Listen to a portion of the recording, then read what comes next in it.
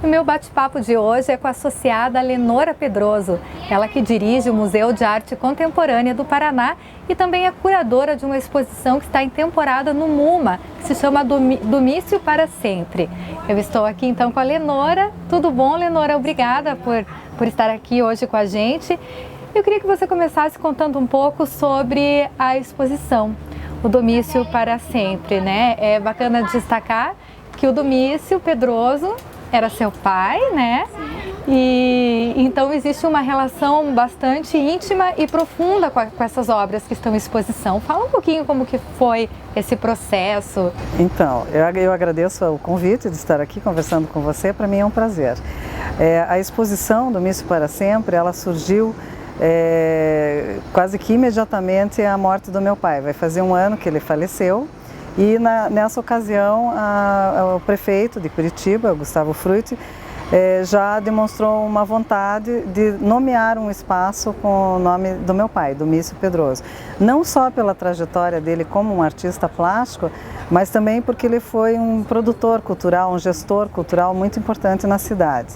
Então, essa exposição que está lá no MUMA nasceu dessa ideia. A exposição agora, infelizmente, acaba nesse mês, mas a sala ficará com o nome Domício Pedroso.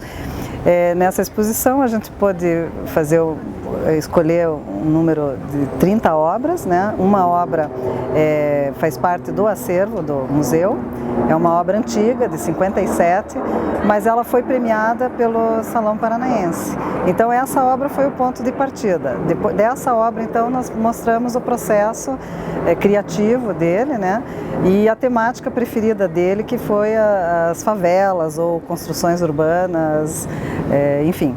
E é interessante porque o Domício, ele teve uma trajetória que ele sempre foi se revendo e refazendo, reorganizando o trabalho. E isso está presente na exposição, esse processo de olhar para o trabalho e ir além dele. Conta um pouco para a gente como que era esse processo dele de criação. Então, claro que no início, logo que ele saiu da Belas Artes, a pintura dele era mais acadêmica. E ele foi morar em Paris, 3 anos. Ele não fez curso de arte em Paris, mas ele fez cursos de TV educativa, de rádio educativa, fez um curso na Unesco, foi o primeiro brasileiro a cursar a Unesco. Mas a arte era presente na França, ele muito interessado, foi visitar os museus, se dava com os artistas locais. E claro que a visão dele de arte se modificou, isso a gente pode ver já com os trabalhos então iniciados já nessa época de Paris, né? E ele gostava muito de pintar marinha, né? Paisagens de uma maneira geral, mas o tema favela foi apaixonante e foi o tema assim que registrou, ficou uma marca registrada da obra dele, o tema das favelas, né? E isso então é perceptível na exposição, essa evolução, né? Do trabalho que era mais figurativo, né, e que ele foi abstraindo, né. E as favelas, apesar de ele poder pintar muitas obras, né, ele produziu bastante, só que esse tema nunca se esgotou, pelo contrário, sempre foi enriquecendo. Como ele dizia, a cada obra que você pinta, você tem mais ideias para elaborar as outras obras. Às vezes ele estava trabalhando num quadro, e ao mesmo tempo ele já tinha naquela mesma hora outras ideias, ele já pegava outras telas e já começava a pintar ao mesmo tempo, para que não perdesse, né, aquelas ideias que estavam surgindo. Então o trabalho do artista é assim, ele vai se auto-superando, a cada trabalho é uma superação, né? Parece que ele quer sempre melhorar. Então, apesar do tema ser o mesmo, a diversidade de imagens, né, é muito grande. É interessante porque ao longo do processo, até as cores que normalmente ele não usava foram aparecendo. Como será que é possível avaliar isso? Realmente, ele pintava uns tons mais cinza, mais azuis, ele sempre gostou dessas tonalidades azuladas e cinzas, mas tem uma fase em que parece assim que ele se soltou e foi mais audacioso e começou a fazer telas com cores mais fortes, tem telas com fundo vermelho, né, que é audacioso, né, pintar uma tela com fundo vermelho. Então isso foi, acho que talvez nessa época em que ele pôde se dedicar mais à pintura, né, já estava assim mais liberado, vamos dizer assim, do trabalho de todo dia e pôde se dedicar mais à pintura. Então tem uma época ali nos anos 92, 93, que ele pintou uma série assim de telas com cores bem mais vivas, bem mais audaciosas mesmo. E você desde pequena teve essa relação já estreita com a arte. Como que isso acabou influenciando o que você veio a se tornar hoje diretora de um museu? Na verdade, eu cresci nesse meio, né, onde a cultura, a arte sempre estiveram presentes. O meu pai, ele não vivia da arte, ele era um gestor cultural, ele tinha uma empresa de criação de exposições. Então ele foi assim, um dos primeiros curadores da cidade, ele criou em vários espaços exposições de arte, assim com o caráter didático. Até aqui mesmo no Clube Curitibano, que ele teve a oportunidade de ser diretor cultural em uma determinada época, ele trouxe uma exposição de Portinari, de um museu que nunca tinha sido emprestado obras para Curitiba de Portinari. Então ele tinha esse ganha-pão, vamos dizer assim, que era essa produção cultural. E eu comecei a trabalhar com ele muito cedo. Desde criança a gente estava sempre juntos, mas eu comecei a trabalhar desde muito jovem com ele, né? E foi onde eu aprendi essa questão da gestão de exposição, como organizar uma exposição, o trabalho de pesquisa, e, enfim. Então foi assim um aprendizado natural para mim, né? E eu entrei no museu há 20 anos atrás para trabalhar no setor de pesquisa e documentação, e hoje eu sou a diretora do museu. Eu jamais imaginei que chegaria, né, nessa posição. Então foi muito bom para mim, eu sempre trabalhar nessa área, que é uma área que eu adoro, né, e que é apaixonante, né, é uma área maravilhosa.